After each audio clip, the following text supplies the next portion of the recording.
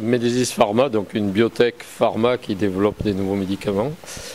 On a une technologie commune pour tous les produits que l'on développe, qui est un peu technique, une micro-émulsion, c'est-à-dire des nanogouttelettes d'eau qui sont dans un mélange de lipides, une huile avec des lipides spécifiques, et dans ces nanogouttelettes d'eau, l'actif thérapeutique qu'on utilise pour les médicaments.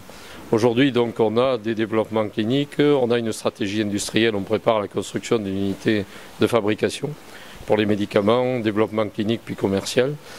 On a un business développement, des contacts avec des pharmas sur les différents domaines où on est, puisque l'objectif à terme, c'est des cessions de licences pour certains produits et la commercialisation auquel on va participer directement pour les maladies orphelines. Ça, c'est l'aventure de l'entreprise. Mais à côté de ça, on a 0 chiffre d'affaires.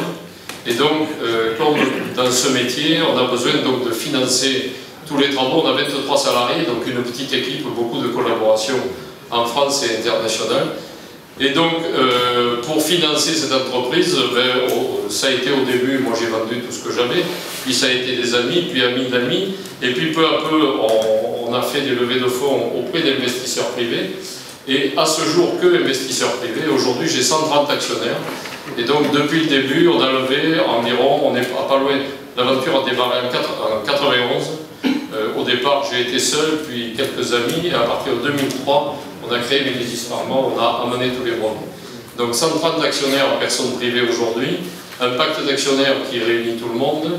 Et à ce jour, aucun investisseur, aucun VC, pas parce qu'on n'intéressait personne, mais parce que la démarche que j'ai dans l'entreprise a été en route un obstacle. C'est-à-dire que moi je souhaite pour l'entreprise une stratégie industrielle véritable, une stratégie d'entreprise.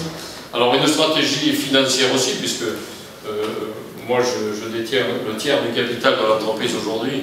J'espère un jour récupérer tout ce que j'ai vendu, que j'ai mis dedans, mais une stratégie d'entreprise, c'est-à-dire développer véritablement l'entreprise. Il faut savoir qu'actuellement en France, sur les 100 premières biotech mondiales, il y en a 0 en France.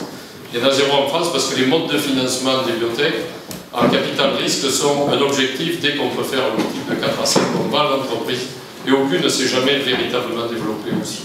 Alors, donc nous on a une stratégie comme ça et aujourd'hui on est en train de chercher 5 millions minimum, c'est notre besoin, 10 millions c'est pour avoir une pérennité visible et un confort de fonctionnement. Et en fait, on est trop haut maintenant pour que des privés. Donc en même temps qu'on est prêt à accueillir d'autres privés, on cherche pour les mois qui viennent donc, des VC qui auraient un intérêt dans une stratégie un peu différente.